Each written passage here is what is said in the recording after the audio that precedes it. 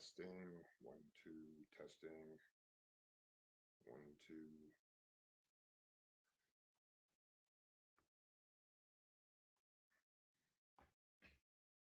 Testing, 1, 2, testing.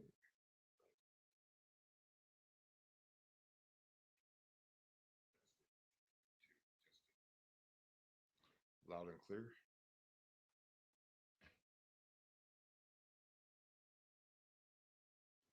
Te-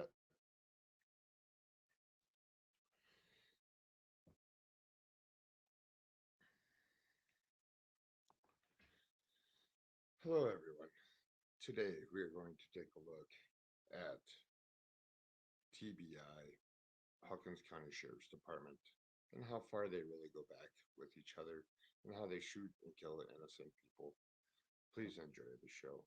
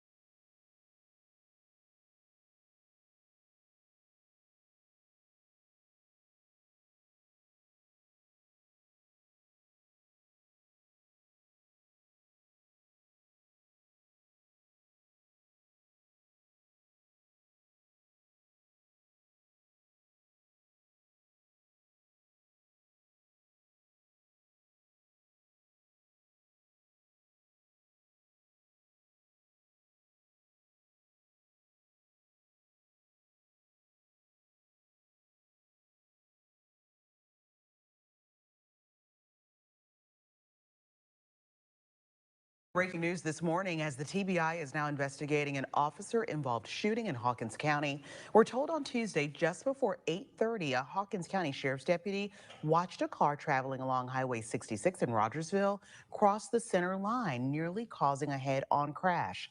The deputy attempted to stop the car, but the driver continued on, causing a pursuit. That is when the Rogersville police officer nearby came to assist. The chase finally ended after the driver lost control and crashed at the intersection of Thompson Road. We are told when the officers approached the driver accelerated toward them, resulting in the Rogersville officer firing shots and striking the driver. The TBI says the investigation remains active and ongoing. Another top story tonight, a Hawk. Do you want to grow your YouTube channel?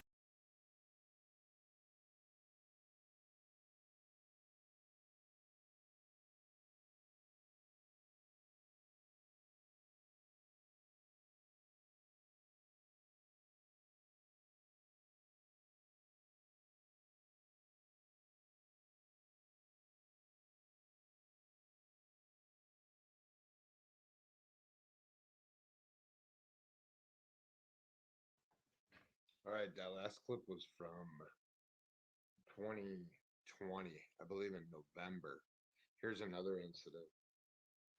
This one shows October 11th, 2021.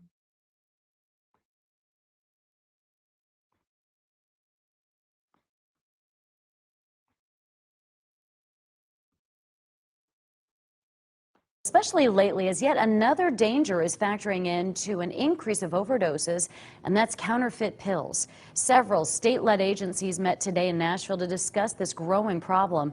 News Channel 11's Kelly Grossfield explains how this epidemic is impacting Tennessee.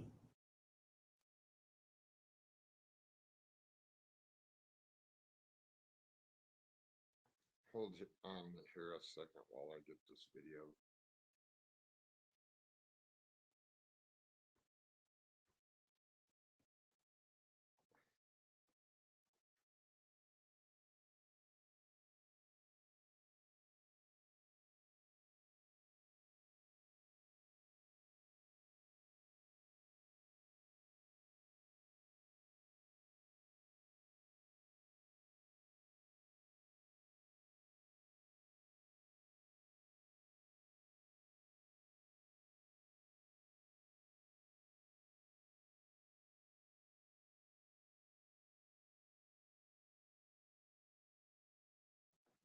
All right, here is the second video, and it is from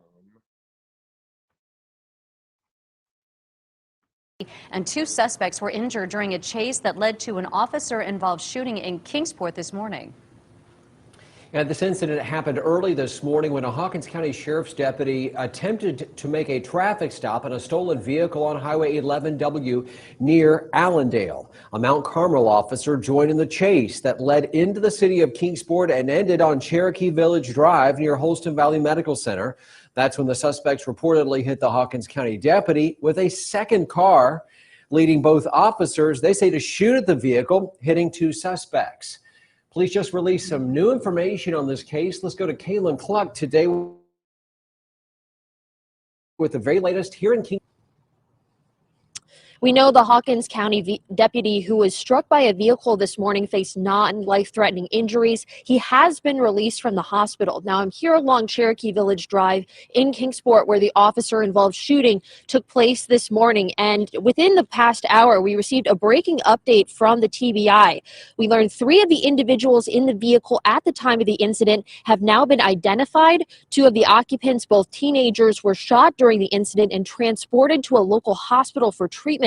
One of them has since been released. The second teen remains hospitalized, but is expected to recover due to the fact that the individuals are juveniles. Their names are not being released at this time, and the investigation remains active and ongoing. That was the breaking update from the TBI within the past hour. We have a look now at what investigators were checking out here this morning along Cherokee Village Drive. We still had a lot of work to do and a lot of information to piece together. The TBI searching for answers following a police pursuit that resulted in an officer-involved shooting in a Kingsport neighborhood. Officers first spotted a stolen truck moving down Highway 11W early this morning in the Allendale section of Hawkins County deputies, our understanding, spotted the truck, which had been reported without for the truck. When he spotted the truck, he stopped. The driver would not stop and fled, and the Mount Carmel officer responded to assist. The pursuit continued into Kingsport on Cherokee Village Drive. The people inside the stolen truck abandoned it and got into another car the TBI says was waiting for them. As the car was attempting to leave the location, the driver reportedly drove toward the Hawkins County deputy, hitting him. The Hawkins County deputy and Mount Carmel officer fired shots, hitting 2 of the people in the stolen car. But the car kept moving for several blocks until it hit the dead end of Cherokee Village Drive. The people inside then got out and ran, but the 2 who were injured were located and transported to the hospital. The TBI could not confirm this morning how many other people were in the vehicle or how another car was there waiting for them. It's my understanding that at least one other person has been located, and they're possibly looking for one other. The early morning shooting disturbing neighborhood residents. I woke up at 4:45, 4:50 to the sound of gunshots. Jeremiah Hill says he looked out his window and saw police pursuing a car. The police were immediately behind it. There probably wasn't even a full car length between the officers in pursuit and the vehicle. They were right on them. It was pretty quick. Again, the TBI just announced that 3 of the individuals inside the vehicle at the time of the incident have been identified. Their names are not being released because they're juveniles. But reporting live in Kingsport, Kaylin Cluck, News Channel 11. The first thing I want to say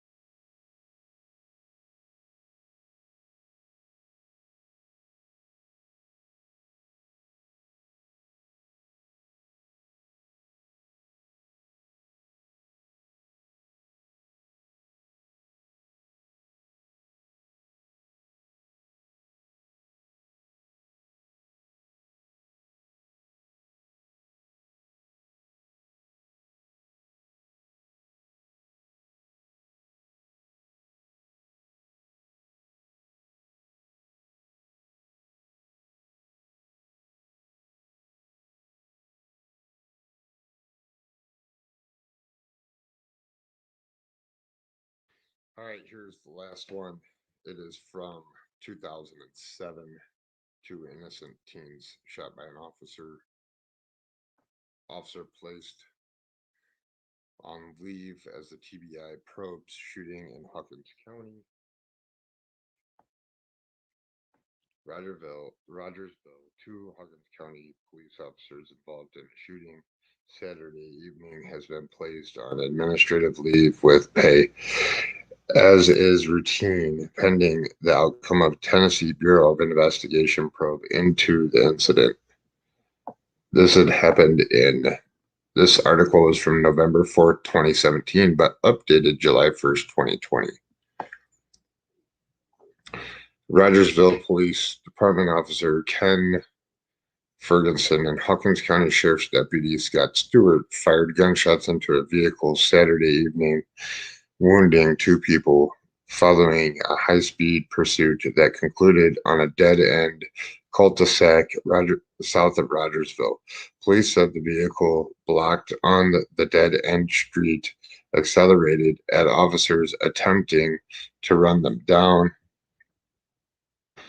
TBI spokeswoman Kristen Holm said Monday that the occupants of the suspect vehicle would be interviewed at the hospital Monday, but the TBI's investigation into the shooting likely won't be resolved for several weeks. Alleged driver of the suspect vehicle, Joseph Fortenberry, 20, of Greenville, was recovering Monday at Holston Valley Medical Center in Kingsport from gunshot wounds to the chest and shoulder. His father, Randy Fortenberry, told the Times News Monday that his son had lost part of a lung. The name of Fortenberry's 16-year-old female passenger was not released. The girl was reportedly still at HVMC's intensive care unit Monday afternoon with a gunshot wound to the head. The couple had been in Rogersville Saturday joyriding, according to Fortenberry's father. Rogersville Police Chief Doug Nelson issued a press release Monday detailing the events that led to the shooting. Nelson said that at about 8:30 p.m. Saturday, Ferguson observed a Honda being driven in a reckless and dangerous manner in an apparent attempt to avoid observation by the officer near the intersection of Park Boulevard and Main Street. Ferguson also recognized the driver as matching a description of a person wanted in Greene County. Joseph Fortenberry had an outstanding arrest warrant for Greene County, which was issued in September for probation on a conviction of driving on a suspended license. Nelson said the Honda sped rapidly away from the traffic light and was pursued by Ferguson. A chase ensued. for the next several minutes, during which the Rogersville police cruiser was joined by a cruiser from Hawkins County Sheriff's Department office, Nelson said. During the chase, one or more Rogersville police cruisers were struck by the suspect's automobile in the driver's attempt to evade arrest. Police chased the Honda south along Guntown Road to the Colonial Village mobile home park, where the Honda stopped at the dead-end cul-de-sac. Officer Ferguson exited his cruiser and moved towards the subject vehicle to secure the arrest of the driver, Nelson said. At the same time, an officer from the Hawkins County Sheriff's Department, Scott Stewart, approached the vehicle from the driver's side. The driver of the vehicle suddenly accelerated the vehicle directly at Officer Ferguson in an attempt to strike him. In self-defense, in quotes, in self-defense, Officer Ferguson raised his service weapon, as did officer from the Hawkins County Sheriff's Office. Shots were fired, and the driver and passenger of the vehicle were struck. Nelson told the Times News that the officer believed their lives were at risk, and the officer acted by the book in the shooting. He said statements taken from witnesses at Colonial Village backed up the officer's version of the shooting. The Times News was denied permission by Hawkins County Sheriff's Office and TBI to photograph the bullet-riddled Honda. Let me read that one more time. The Times News was denied permission by the Hawkins County Sheriff's Office and TBI to photograph the bullet-ridden Honda. So that means there was multiple shots fired into that vehicle because they were in such harm's way. Why? Because they were teens and they were trying to get away from them. Sheriff Roger Christian said he encountered 8 bullet holes in the car. The car is currently impounded in a lot near the old Rogersville Kmart building on Highway 11 West. Joseph Fortenberry was interviewed by TBI Monday morning at the hospital. He was later unable to accept an invitation to speak to the Times News about the shootings due to being medicated. Randy Fortenberry told the Times News he spoke to his son about the shooting. Prior to his son being sedated, and Joseph gave a much different story about the shooting than police. Randy Fortenberry said his son told him the car was stalled at the dead end and the police rammed the car. Joseph reportedly told his father the officers exited their patrol cars and began shooting immediately. He said it sounded like they shot 20 to 30 times in there. Randy Fortenberry said they started shooting and he ducked down, and when he came back up, that's when he got hit in the chest. He said they didn't give him a chance to surrender or nothing. He said they pulled him out of a window and beat him up pretty good after he was shot and called him every name in the book. It happened like they said it did.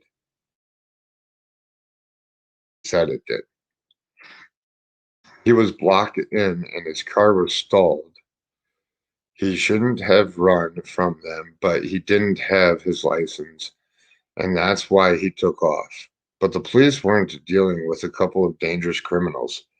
These were just a couple of kids, and they didn't need to shoot them. Randy Fortenberry said he plans to pursue legal action against the Rogersville Police Department and the Hawkins County Sheriff's Department for excessive force.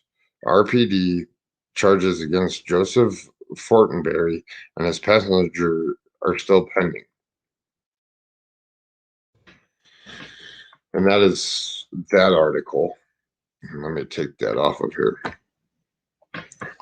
The whole reason why I put these out there is because Hawkins County Sheriff's Department has been corrupt for many and many of years. They're killing innocent teenagers. Were they running from the cops? What teenager doesn't know any better and runs from the cop? Yes, there's a lot of teenagers out there that run from the cops, But in Hawkins County, teenagers fear the police and run from them. Would you? Do you blame them? I don't. These are just a couple of the cover-ups or the mishaps, the justifiable shootings that shouldn't be justified. Why would you riddle a car with 8 bullet holes because they took off towards you? That's wrong, completely wrong. I feel sorry for the young lady. She was actually shot in the head. Um, the young man in this situation ended up pleading out and got 2 years of jail time. I was trying to find court transcripts and lawsuit. I haven't found the lawsuit yet. Um, it won't be long before I find it. And that's all that I have for you as I'm been out of town this week. I'm going to try to put something together tomorrow night. I'm gone all week this week, so bear with me. More stuff to come, more cases to cover. Thank you all for being here. The beginning of the videos is what it is. I'm going to try to buffer it out. So thank you all for being here. Please like, subscribe, and share. Thank you.